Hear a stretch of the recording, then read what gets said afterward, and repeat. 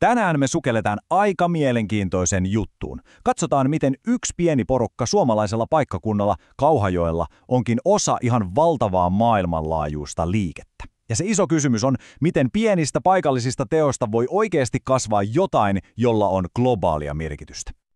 Joo, tää kuulostaa ihan vitsin alulta, eikö? Mutta tää ei ole vitsi. Tää on itse asiassa alku tarinalle, joka on ihan uskomaton. Se alkaa Chicagosta ja ulottuu, aina tänne Etelä-Pohjanmaalle asti. Eli nämä 4 kaveria, Paul Harris kärjessä, tunsivat olonsa tosi yksinäisiksi isossa kaupungissa.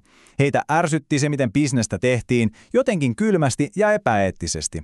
He kaipasivat ihan tavallista ystävyyttä, joten he päättivät perustaa klubin, jossa liikemiehet voisivat olla ihan oikeasti toistensa kavereita. Ja tämä idea, se oli niin yksinkertainen ja voimakas, että se lähti leviämään ihan mielettömän vauhtia.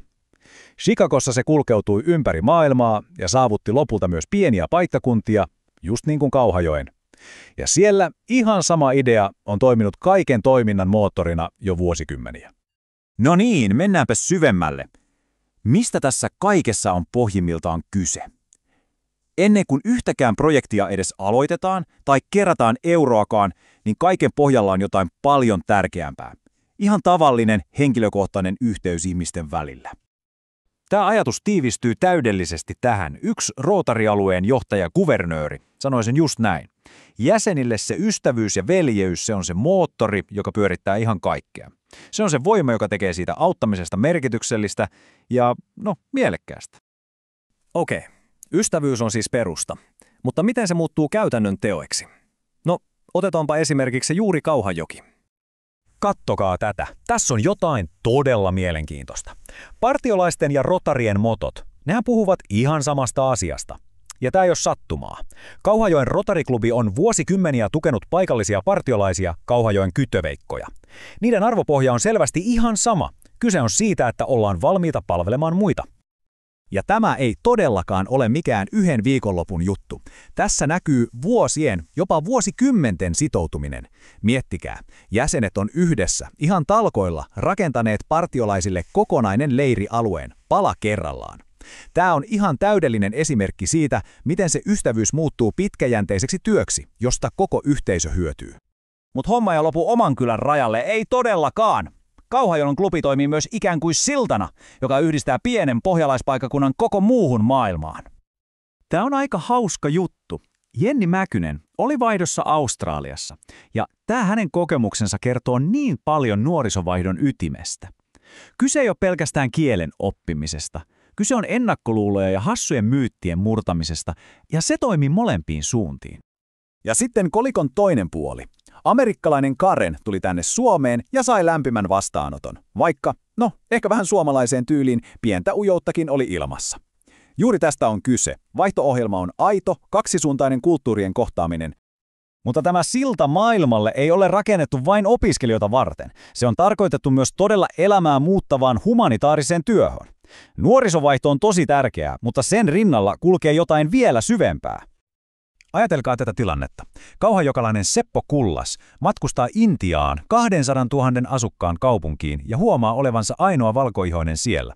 Se on varmasti ollut aikamoinen kulttuurishokki, mutta samalla hän koki jotain ihan uskomatonta. Sellaista vieraanvaraisuutta ja kiitollisuutta, että se sai kokeneenkin miehen jo liikuttumaan. Ja mistä tässä projektissa oli kyse? Harmaakaihileikkauksista. Siis ajatelkaa, miten valtava asia on palauttaa näkö ihmiselle, joka on ollut vuosia sokea. Ja se tehdään nopealla, noin 10 minuutin leikkauksella. Tässä näkyy se yhteys niin selvästi. Kauhajoella kerätyt varat muuttuvat Intiassa näöksi ja uudeksi elämäksi. Tämä on palvelulla ihan konkreettisina tekoina. Okei, me ollaan nähty toimintaa paikallisesti ja maailmalla. Mutta mikä tätä kaikkea ohjaa? Kaiken taustalla on itse asiassa tosi selkeä ja yksinkertainen eettinen ohjenuo. Eli aina ennen kuin rotarit ajattelevat, puhuvat tai tekevät jotain, he kysyvät itseltään 4 tosi yksinkertaista kysymystä. Tätä kutsutaan 4 kysymyksen kokeeksi. Ja tämä on oikeasti tosi kätevä työkalu ihan kenen tahansa arkeen, ei pelkästään rotarien. Käydään ne nopeasti läpi. Ensimmäinen kysymys. Onko tämä totta? Ihan perusjuttu, mutta niin tärkeä. Se haastaa olemaan rehellinen ja sehän on kaiken luottamuksen perusta. Toiseksi, onko tämä oikeudenmukaista kaikkia asianosaisia kohtaan? Eli kyse on reilusta pelistä. Ei riitä, että joku juttu hyödyttää mua, vaan sen pitää olla reilu kaikille. Kolmas kysymys vie meidät takaisin ihan sinne ytimeen. Luoko tämä hyvää tahtoa ja parantaako tämä ystävyyssuhteita? Eli parantaako tämä mun tekeminen asioita ihmisten välillä? Ja viimeisenä, onko tämä kaikkien osapuolen edun mukaista? Tässä keskitytään lopputulokseen. Onko tästä oikeasti hyökyä kaikille, eikä vain yhdelle tai kahdelle? Ja tämä Esko Jyllilän lausahdus, se jotenkin tiivistää ihan kaiken. Veljet ja siskot on tärkeimpät, ystävyys ratkaisee kaiken. Ja se on niin totta. Oli kyse sitten leirikeskuksen rakentamisesta Kauhajoella tai näön palauttamisesta Intiassa, niin loppujen lopuksi kaikki palaa aina siihen samaan, inhimilliseen yhteyteen ja ystävyyteen. Ja tämä jättää meille aika ison kysymyksen. Minkä ongelman ystävyys voisi ratkaista sinun maailmassasi? Ihan oikeasti, kun katsot ympärillesi, omaan elämääsi tai vaikka uutisiin, mieti, mitä tapahtuisi, jos me lähestyttäisiin niitä haasteita juuri ystävyys ja palvelu edellä.